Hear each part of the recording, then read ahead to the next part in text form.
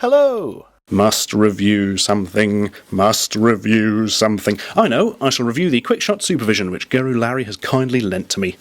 You may notice it looks a bit like an original Nintendo Game Boy that's become mutated for some reason. Well, that's because it was devised as a direct competitor to it. And in fact, if you're a UK-based man of a certain age, you may think this looks rather familiar. Let me explain where you know it from. There was a show called Bad Influence, which used to be shown on British telly, and it was about games, and it was a bit kiddified, and one of the excellent presenters, Violet Berlin, was often seen holding this in promotional shots, or sort of playing about with it on the show. For some reason she was very much behind it. Unfortunately, she was about the only person who bought one, but hey! It's earned its place in history as a result. Right, let's have a quick look at it. You'll notice it's marketed as being made by Quickshot. You'll also notice that the zoom on my camera doesn't go out quite far enough, so I'm having to put it on its side a lot. Sorry about that. Let's bring it in. Right, Quickshot, yes, actually made by a Taiwanese company called Watara, but rebadged in the UK. Interesting unit. The top half is a lot bigger than the bottom, obviously. The screen is considerably larger than the one on the original Game Boy, considerably so, and also higher res, I believe, which is interesting. Slightly funny and not particularly wonderful feeling joypad, but fairly strong. Button, select and start. Why do they always have those? Who cares? On and off. Cartridge slot. Things. I'll come back to those later. This is interesting. The COM port on the side here is actually an old-fashioned serial port used for connecting up to other supervisions. But as I said, I think there was only one in the country, so I don't think anyone ever used that. There's also talk of a TV out thing coming out for it, a bit like the old Super Game Boy, where you could plug it into your telly and the games would magically appear in 4 colours or something, but I don't think that was ever released. Volume, all-important contrast, the old mono screen, DC input, and headphones. All looks fairly sensible. Now, as I said, screen is bigger than the original Game Boy, so that's quite a nice touch. Also, I believe, I couldn't say this for certain, but we're fairly sure it's got pretty similar capabilities to the original Game Boy. Never taken advantage of, but it does have fairly similar capabilities. So rather than being one of these crappy rip-offs, this one is a proper thing in its own right, a real competitor. Failed on its arse, but a real competitor. One other interesting feature, you will of course notice this weird rubber neck type thing.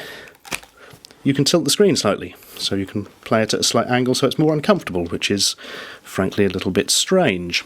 But activate these devices on the back, and wow, now it will stand up and you can play it flat down. Which is of course impossible because you can't use the joypad without gripping the back. What is all that about? Nobody knows. Very confusing. Let's put a game in. First, let's try Super Block, which has got the worst art of any game that has ever existed in any universe. I mean, I've got a ruler and some felt pens. Can I draw your game's title, please? Yes, go on then. Off you go. I'll give you 50p. Right. Are you ready for the power? Are you ready for the autofocus to come in? This could take some time.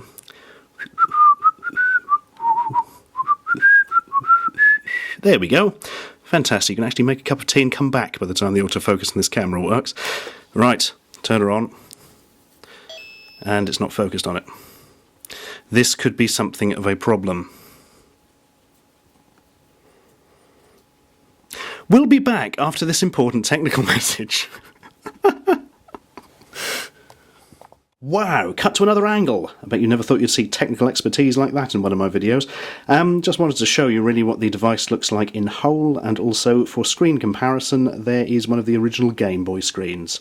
Well, not the original Game Boy, that's a pocket, as opposed to one of the bigger, fatter originals, but I think the screens were the same size, and that's what's important, so shut up and leave me alone. Also, I'll mention the prices, actually.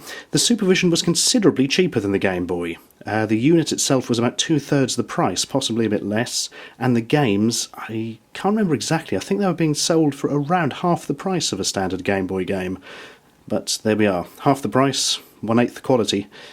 Okay, we're back with Super Block. The technical problem was based around the fact that I had turned the contrast right up. Right, 3 game modes. Oh, it's 1992, look, by Bon Treasure. Marvellous. Play block, film block, hit block. A lot of block-related stuff going on here. Oh, a bit urgent on that. You sort of press down, it shoots down about 5 times. Right, play block. Start. Decent music? Well, decent quality music. Okay, little dude, blocks. Oh, I know this game, yeah, throw it across. Oh, I can never quite work this game out, actually. It used to bore me to senseless. Yeah, you go up here and it'll ricochet down on them. I hate this game, and I hate the little man, and I hate everything. Let's get it over and done with.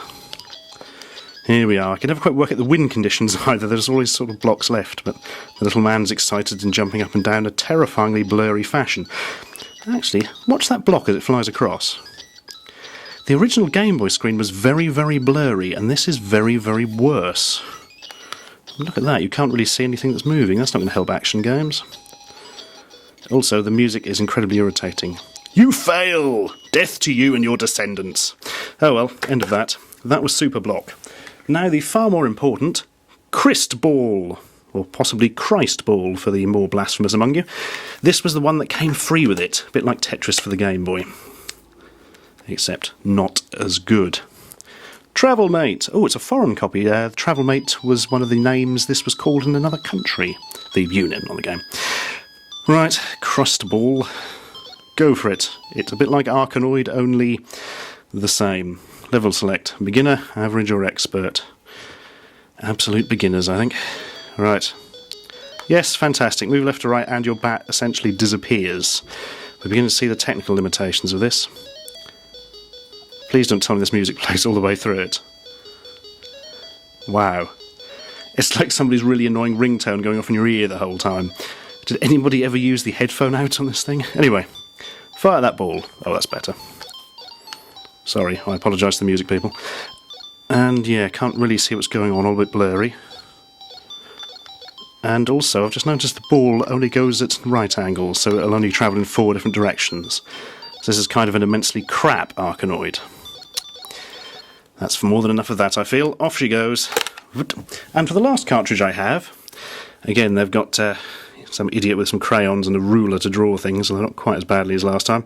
Cross High, which seems to involve a motorcycle, and Blockbuster, which seems to involve Tetris.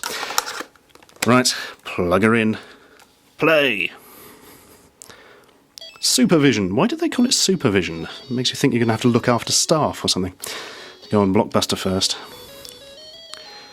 Yeah, just go for it. Yep, it's like Tetris, only... Listen to that music. Sound a little bit familiar? Stolen music, very naughty. Oh, here we go. I suppose we have to form horizontal lines. Very wide horizontal lines, as if they're saying, look, we've got a wide screen, look! We're going to use it even to the detriment of the game by making everything too long. Okay, stolen music is getting quite irritating now. Let's hurry this up. Oh, come on, I just want to form one horizontal line just to confirm this is actually Tetris. Oh, it doesn't matter where that goes, does it? Come on. Stop throwing me the T-shaped ones. No, that was the wrong way round. Ah, there we are. Is it Tetris? It must be, mustn't it? Goodness knows how you play it if it isn't. And in we go. Hooray, it's Tetris. Let us never speak of it again. And finally, we have the most interesting one out of the lot. Cross High. Notice the pause there because I'd forgotten what it was called. Okay, motorbikes, beginner. Good luck. Oh, thank you. Right. Oh dear, blur vision. Oh, looks a bit Excite Bike. No, actually not Excite Bike, Kickstart. If you're old enough and British enough to remember that. Right. Well... right, that button accelerates. That doesn't seem to do a whole lot. Or something maybe. I've fallen off. I can't see. As soon as you accelerate, the entire background just turns into a completely invisible, blurry mess. Well, that's jolly good, isn't it? I mean, there's nothing I hate more than playing a game and you can see what actually happens. I mean, you know, that just ruins everything, doesn't it? Where's the mystery if you can see what's happening on screen? Oh, this looks like it might be quite interesting if it wasn't, well, a completely blurry mess. Oh, hang on. I think I've seen what I'm doing. Nope. Is that a... no. All right, I see. Well, I don't see, not physically. Oh, the music's horrible as well. Make it go away. Oh dear, bless it. It's a funny old machine, this Supervision. It seems to be quite capable, but the games never really took advantage of it. And the even worse than Game Boy Bluro screen seems to ruin things completely. Ah, shame. It's like some sort of weird cousin to the Game Boy, a big, mutant, beefy cousin. Actually, there's an excellent point. This is far too big to fit in your pocket. I mean, I know the original Game Boy was a bit of a stretch. You had to have fairly large pockets, but you're not going to fit this in anything except a really dodgy anorak with pockets the size of Wiltshire. Never mind. Poor Supervision. I've always wanted to see one. Now I've seen one. Kind of wish I hadn't.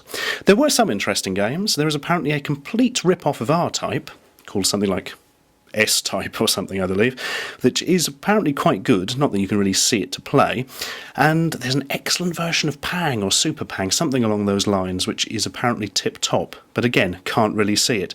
So if you're interested in Supervision, I think emulation is the way to go, because you will actually be able to see what happens without having to resort to hideous blurro screen from beyond the stars. Why was I tapping a button when I was talking about the screen? Very odd. I probably need to lie down, and I'm blaming this.